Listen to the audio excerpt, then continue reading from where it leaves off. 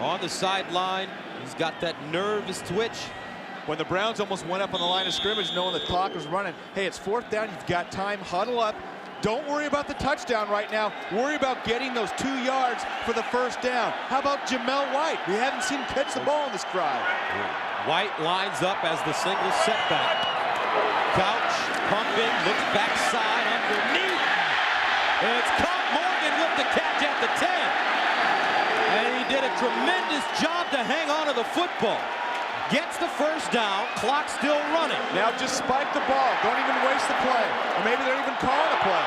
And he spikes it. And the clock stops with 48 seconds remaining.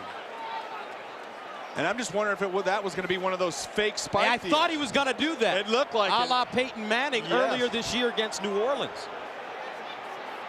And you know what? What the Jags are saying, when his arm came forward, you actually have one chance to spike it. They're saying that that's a fumble. Or, you know what, they're not a fumble, I'm sorry, Gus. They're saying that it's intentional grounding because he wasn't out of the pocket. So you have that initial chance to go ahead and spike it, but he faked it. And at that point, when he throws it into the ground, it becomes intentional grounding because you're not outside the pocket. Look at it. See the fake right there? He did it the 2nd time. So he wasn't throwing it to anybody. So what they're discussing is, should that be intentional grounding? Should it? Yes. I believe the way the rule's written, that's exactly what it is. So this is what we've been told. That the replay officials on the previous play, the 4th down play, they tried to buzz the referees on the field, and they wanted the ref to take a look at where the ball was on the Quincy Morgan reception to review it. Replay buzzed prior to the snap. We'll be looking to see if the last pass was incomplete or complete. That's the 4th down reception by Quincy Morgan.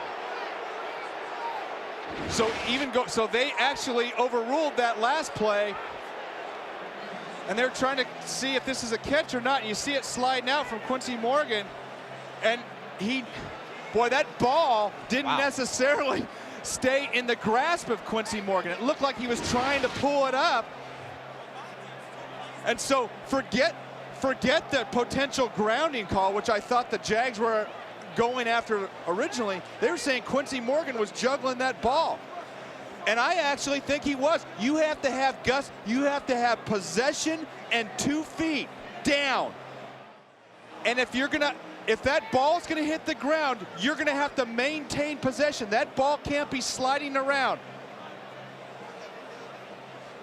And Gus, but what Butch Davis is going to argue is that it's too late. It's too late. Because another play had already been run. And how can you go back 2 plays? And I guess there was a malfunction in the system. That's what they said. They were buzzing down, trying to get the replay.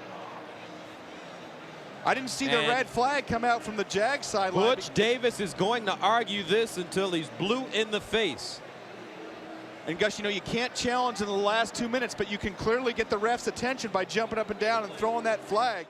I want to go back and see if Quincy Morgan had that ball and had 2 feet down. It was very close because the 2 feet only count once you have possession.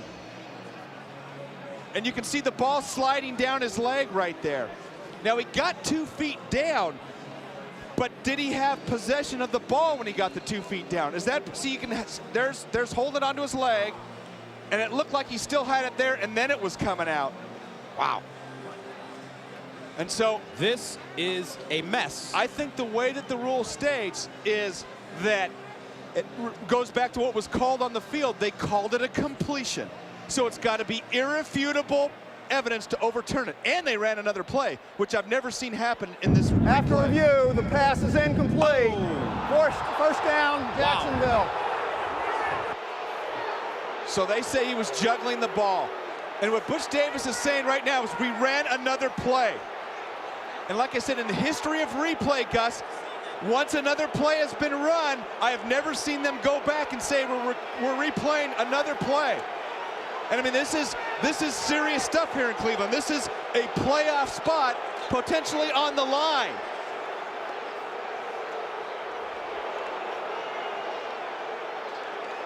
And it's getting ugly here in Cleveland.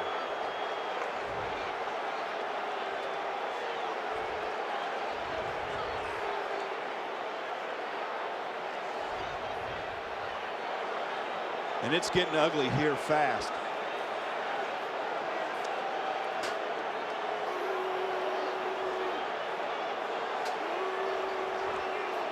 So Jacksonville will take the football back at the 10-yard line.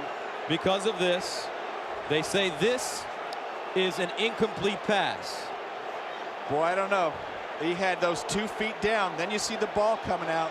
But what the fans are upset with is the Browns were able to get to the line of scrimmage and run another play. But then the officials went back 2 plays and made the ruling. They said that there was a malfunction with the communication system between the replay officials in the booth and the officials on the field. And the rules are pretty specific. Once another play is run, it can't be reviewed. And so they were talking about the malfunction in the system. That's what the replay booth has called and told us. But we don't make the rules. And bottles have been thrown on the field. And that's one thing that we haven't had since replay has come back. We haven't had that situation, Gus, where another play has been run and we've gone back. Fortunately, those bottles are plastic. But these Cleveland fans are irate.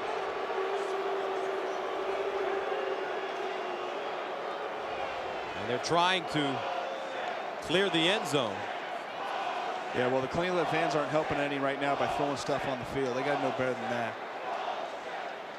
And it's frustrating. The players are frustrating as well. And the players are sitting on the sideline looking around dazed, trying to figure out how this happened.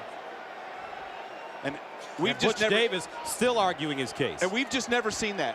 Once the play is run, it's all over. And you see teams before try to get up to the line of scrimmage and run another play so they can get beyond the review if they feel it's going to go against them.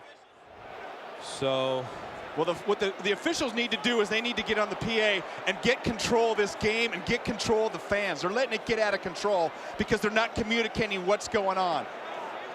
Take some control down there and get this situation going. Let us know why and what happened. Talk about the other play being run off, because that is an unusual situation. You've got to let everybody know why this is happening, because just like up here in the booth, nobody has any idea what's going on because they're not telling us. The Browns came into this game with 6 wins, hoping to keep their playoff hopes alive. Needing a win today over Jacksonville. Well, the one thing you got to do if you're the officials right now, if the ball is indeed Jacksonville, then just call the game and get these guys off the field. It's not worth somebody getting hurt. If the fans are going to throw crap on the field, take control and get the players off the field, because this is ridiculous. Just get rid of the. So let's take a look back.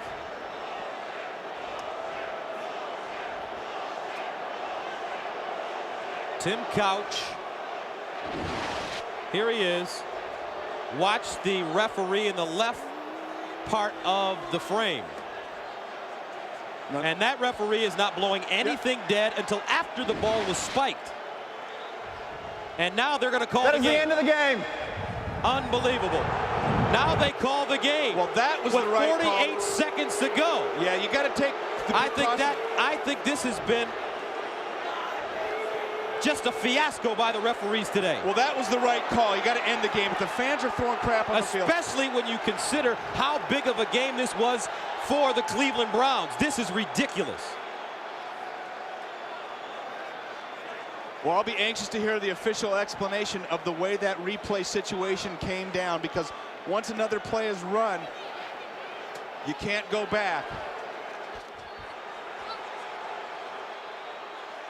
And these officials really need to get off the field. And you know what? The fans got to stop throwing crap. We just saw a guy get hit in the head and he's down, split his head wide open. The fans have got to control themselves. People are getting hurt. It's ridiculous. You're only hurting yourselves by throwing stuff on the field. And the officials are pummeled as they head into the locker room, and Butch Davis is speechless. He doesn't know what to say or what to do.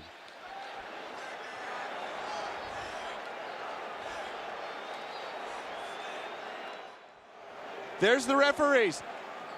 They let their next play run. Nobody's blowing a whistle. Nobody's doing anything. Now this official's going to wave off the play. Incomplete after the ball had been spiked. Well, miscommunication and a problem with the replay system may have cost the Cleveland Browns a chance to go to the playoffs. You've got to communicate and let everybody know what's going on. So the game stopped with 48 seconds left on a call that I'm sure will be talked about in Cleveland for probably the next 6 months. 15-10 the final score. And there's the scene. And the fans are just littering the field. And a fella right in front of us, Gus, got hit in the head with looked like a radio and just split his head wide open, and he's down. And the fans have to be smarter than that during those 30 to 40 So the seconds. referees are claiming, this is what the referees are claiming from replay, is that they were saying they were blowing the ball dead as the ball was being snapped. And from what we've seen on our replays, that's inaccurate. So what an ending. Jacksonville wins 15-10.